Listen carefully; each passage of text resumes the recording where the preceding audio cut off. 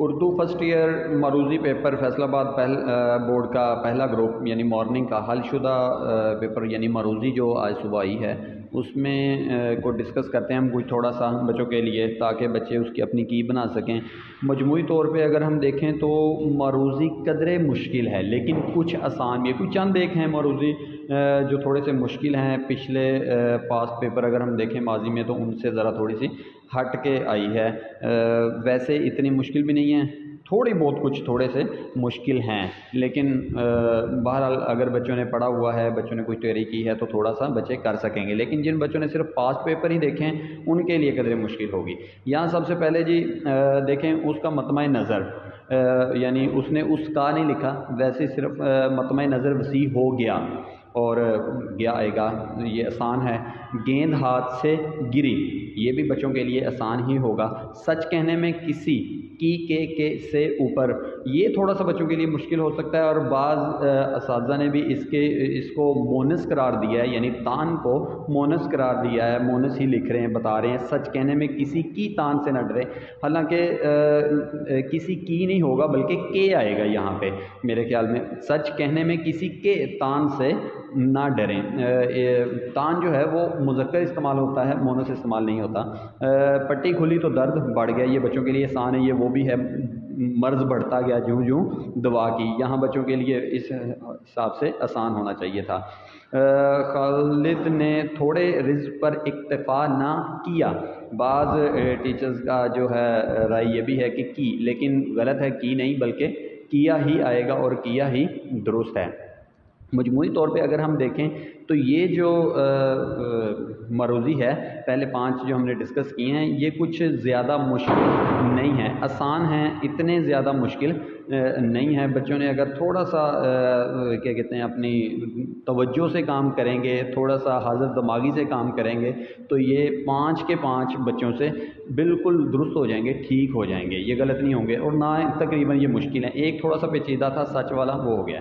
اس کے بعد آگے ہے جی چھٹا، یہ نہایت آسان ہے، شعری اصطلاحات بالکل آسان ہے کہ خیال اور ملال شعری اصطلاح میں کیا کہلائیں گے۔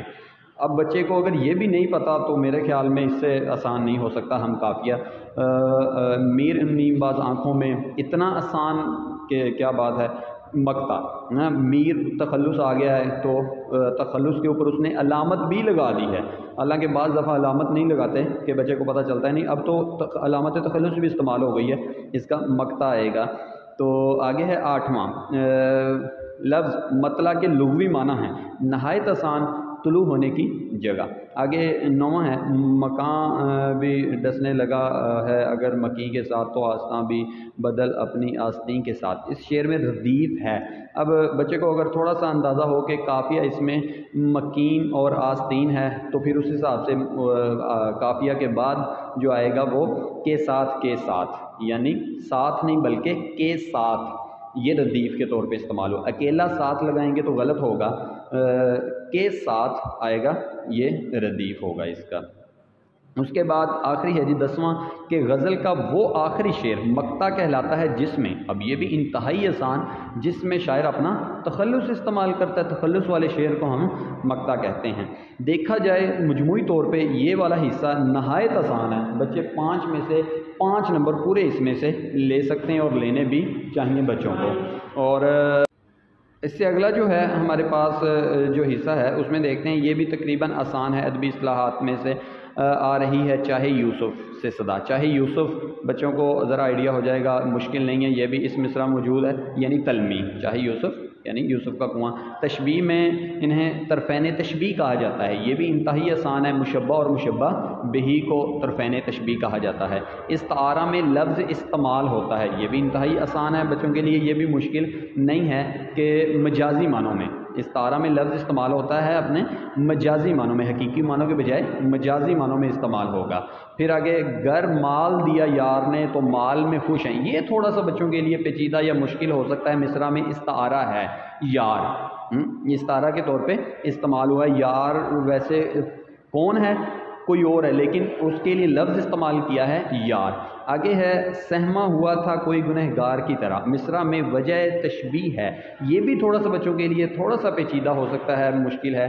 سہما ہونا، جو سہما لفظ ہے، سہما ہوا ہونا، یہ وجہ تشبیہ ہے، یہ بچوں کے لیے تھوڑا سا مشکل ہو سکتا ہے۔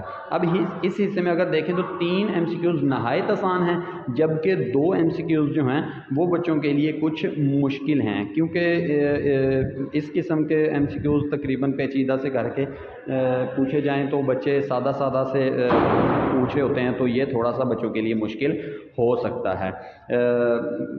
15 ہمارے MCQs ہوئے ہیں۔ آگے جو دوسرا حصہ ہے اس میں ہم چلتے ہیں۔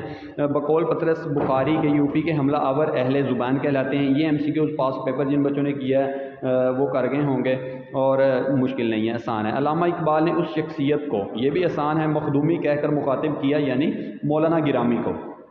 اس کے بعد غالب کے دونوں نصابی خطوط میں اس شخصیت کا ذکر مشترک ہے، نواب مصطفیٰ خان، تقریباً مشکل نہیں ہے، پاس پیپر والے تو شاید نہ کر سکیں لیکن ویسے مشکل نہیں ہے۔ ابو القاسم زہراوی کا سن پیدائش، یہ سب کے اندر موجود ہے، 936، ٹھیک ہے، یہ بھی مشکل تو نہیں ہے لیکن شاید بچے میرے خیال میں لگا لیں گے کم، زیادہ بچوں کے لیے یہی ہوگا کہ سن آ گیا ہے، ہم نے تو دیکھا ہی نہیں تھا، یاد نہیں کیا تھا وغیرہ وغیرہ۔ سر سید کے ایک دوست لکھا کرتے تھے، یہ نہایت آسان ہے، سر سید کے خانگی اخراجات۔ تو بچوں یہ مروضی ہم نے ڈسکس کی ہے، اگر کوئی چیز ایسی جو آپ کو سمجھ نہ آئے یا کسی میں کوئی اختلاف ہو یا کوئی، تو آپ کمنٹ کر کے پوچھ سکتے ہیں۔ ہمارے ہاں جتنے بھی ٹیچرز کی رائے ہے، اساتذہ کی رائے ہے، وہ بھی میں نے تھوڑی سی بتانے کی کوشش کی ہے۔ 1-2 MCQs میں دیکھا جائے تو کوئی 4 یا 5 MCQs ہیں ایسے پیپر میں جو آئے ہیں جو قدرے مشکل ہیں، تھوڑے سے مشکل ہیں، زیادہ مشکل وہ بھی نہیں ہے۔ مجموعی طور پہ معروضی 50% مشکل ہے اور 50% جو ہے وہ آسان ہے، لہٰذا امید ہے کہ بچے اس میں سے نمبر جو ہے وہ لے جائیں گے۔ اللہ آپ کا حامی ناصر، کمنٹ کر کے ضرور بتائیں کہ آپ کے کتنے نمبر آئے ہیں، یہ لازمی بتائیں۔